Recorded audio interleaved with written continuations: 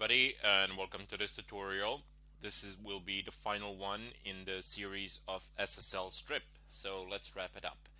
Anyway, I'm going to ARP spoof basically twice. I will convince the router that I am Windows 8.1 machine, and I will also convince the Windows 8.1 machine that I am the router as well. Now, this is the case that I have a virtual machine here, but it doesn't really matter. It would work just the same with pretty much any other device that is connected to this particular wireless network. The procedure is exactly the same. There are literally no differences of whatsoever. Anyway, this is the default gateway, meaning that is my router, and this is the IP address of my Windows machine.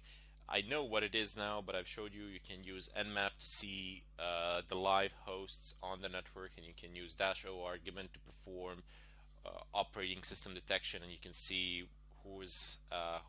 which sort of devices are on the network. Anyway, let's go ahead and issue this command. And later on, I have one more thing to show you with IP tables. I've been struggling around with that. Didn't want to work for a while for some strange reason, but then I really figured out what it was. Let me just see, what did I actually type in here? There is a command that you need to run. You need to open up a port manually in the IP tables, and that would be port 8080. Okay, so router is first here. Excellent. And Windows 8.1 machine is first here. Excellent. So now I am effectively ARP spoofing, performing the ARP spoofing action. I need to do it twice. And I guarantee you it's going to be effective this way. But here's what I wanted to show you. Here's what I've been struggling with. The thing that I've been having problems with. The port on my machine from which I'm performing the attack, port 8080, was not open. It was not, even though an application was listening, it was not permitted by the IP tables to receive any sort of traffic on it. And that presented a pretty big problem, because now my ARP poisoning effectively DOSed a wireless network. By poisoning the ARP, I have effectively rendered the host that I am messing around with, not the host, the victim machine that I'm messing around with, connectionless. It could no longer function properly. It could no longer interact with that Wi-Fi in a proper way, and it no longer had an exit point onto the internet. So what I did was manually correct the problem. I typed in IP tables -I for insert in the chain input. Yep, there we go, and I'm going to insert to the first position, because it's very important with these rules, the positions themselves. The Linux will start interpreting the rules from the first to the last. If they contradict each other or something like that, the first one in the order will take precedence always. So yeah, input 1, and I need a protocol. It's going to be TCP -D port. This is a shortcut, and the D port will be 8080, the one that we've specified. You can also specify different ports here depending on what you've specified on the redirect rule. So you can use pretty much any port there as well that is not being used for anything else. Anyway, let's just go ahead and type in D port there, -J space accept. And this is the command which you need to run for IP tables as well, in order to open up this port here so that the SSL strip could be listening. I'm not going to do it now because I already have it. Let me just show it to you. IP tables -L input. Oh, what do you know? It's not actually there. No problems. I'll just I'll do it again. IP tables. I must have resetted it. I must have performed a reset quite recently, but doesn't really matter. I can just do it really fast. Input -1 for protocol TCP -D port 8080, and what do I need next? I need -J accept. Excellent. There we go. Now I can do the listing, and there we go. Yep, Here we go. Target accept TCP, any this source anywhere, destination anywhere. Destination port says here web cache, but it's 8080. Anyway, let's just go ahead and clear the screen. Now I need to type in SSL strip dash L, lowercase l, space port 8080.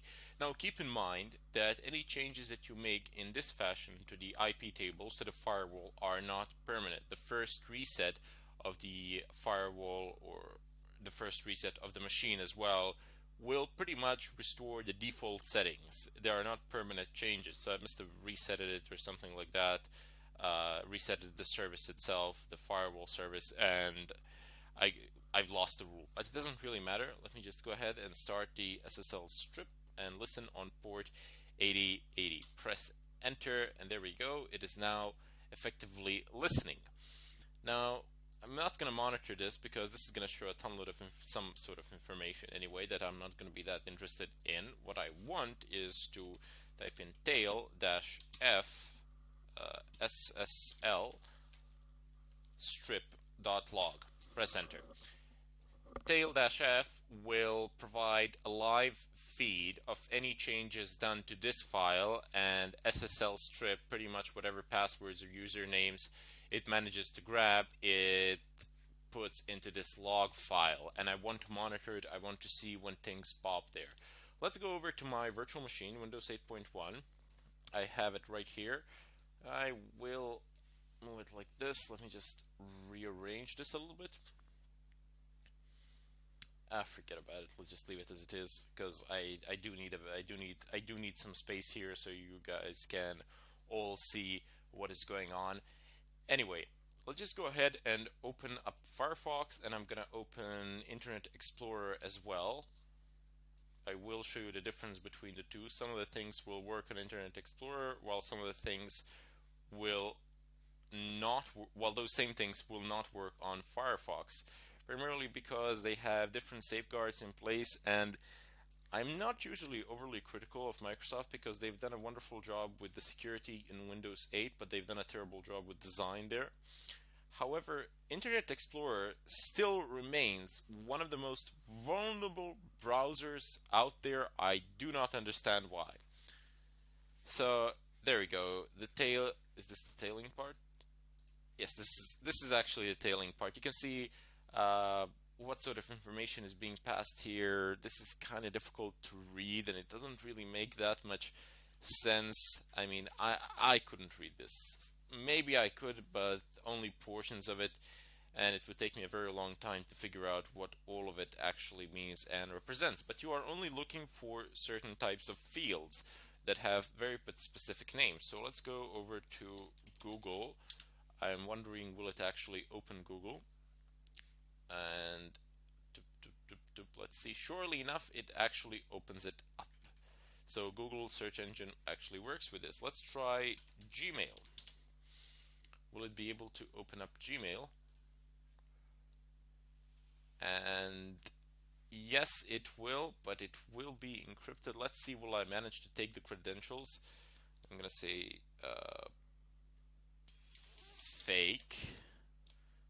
fake sign in.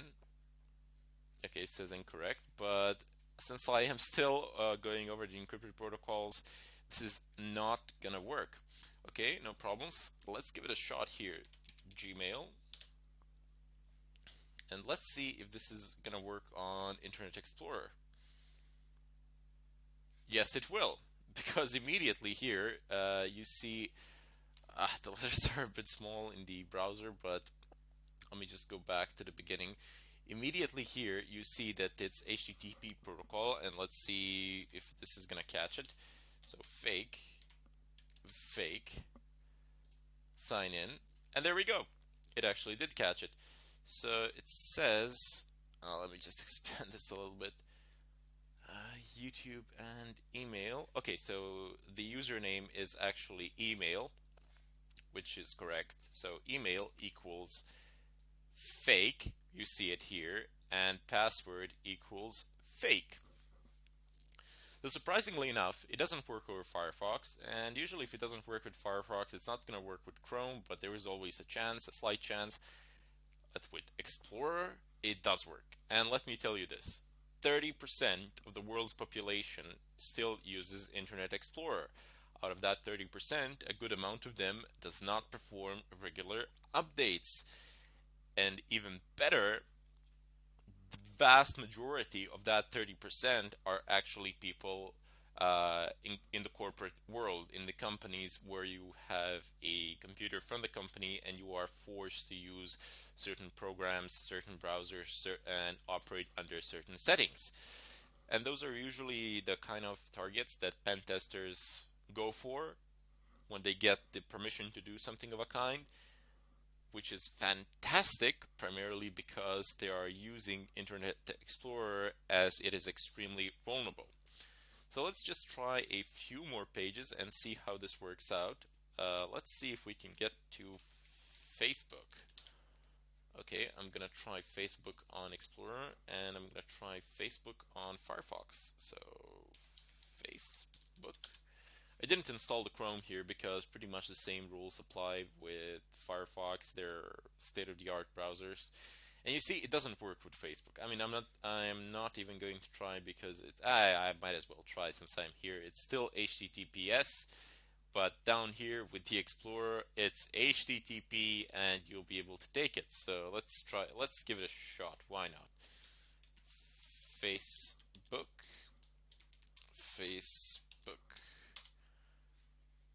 And surely enough, I should have it here somewhere. Let me just see. It's fairly difficult to see. Okay, so I just had it.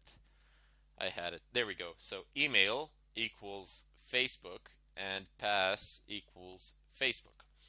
Excellent. So over Internet Explorer, I have managed to steal the credentials. Let's go ahead and see whether I'm going to be able to do it with Firefox. No, but let's try anyway. So Facebook. Nope. Nope. This is definitely not gonna work. Let's just try it one more time. I am inclined.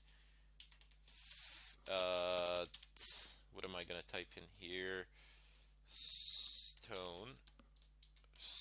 1, 2, 3. Log in. Nothing has changed here, so it didn't actually manage to capture it. There was no stripping of this S, and the traffic unfortunately is still encrypted here. So we can't actually use Facebook for that, but let's try some different sites. Let's try PayPal. So that's one of the most common sites to get attacked, to receive attacks. So PayPal. Okay, so here, and I'm gonna try with the Explorer as well. PayPal.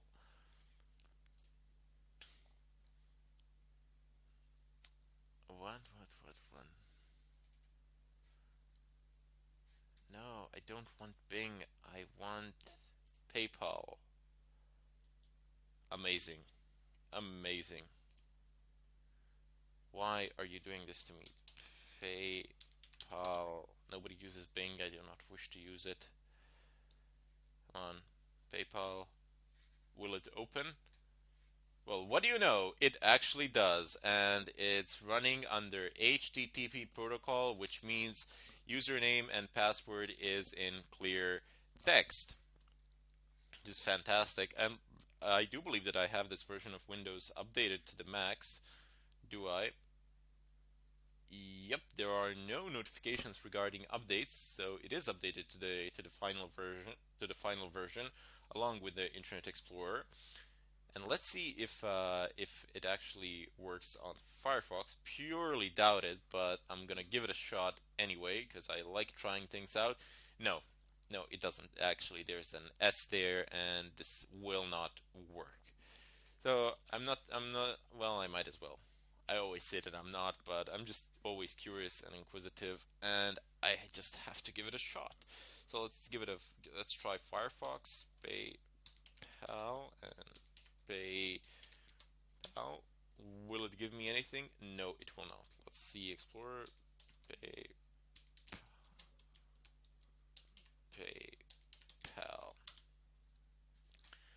log in. Yep, there we go. It's definitely somewhere in here. If I can, yep, there we go. So email, PayPal, password, PayPal. Okay, so let's go over to some less protected sites. Let's just give it a shot. I'm gonna go over to linux.org. Wait, not linux.org. Give me. Oh, come on. Linux questions.org. This is a fantastic website to get pretty much any answers out there. And let's just do the same here. So Linux questions.org. Let's go over to the official site, and no, this is in clear text anyway. But anyway, yeah, they don't really need to add any extra security there, because I don't know, nobody's gonna steal these passwords. There's no money here. This is purely for educational purposes, and people trade knowledge here. But anyway, it is a good site to actually visit. If you have any problems, you can ask people there pretty much anything related to Linux, and more often than not, you will find people willing to help you out.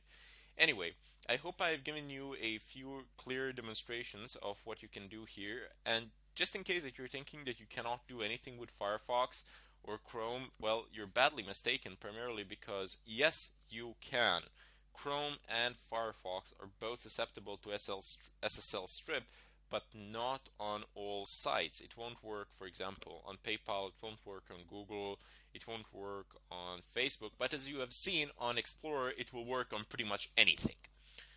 So if you're lucky enough that your victim is using Internet Explorer and you have a 30% chance that they are, which is, they're not bad odds at all, you will be able to pretty much steal all the credentials. Especially important with the rise of the Windows Phone, who also uses Internet Explorer. However, Firefox and Chrome will be vulnerable if people try to log in into some less secure sites somewhere else that are also functioning under HTTPS protocol, where DS gets stripped, the SSL encryption.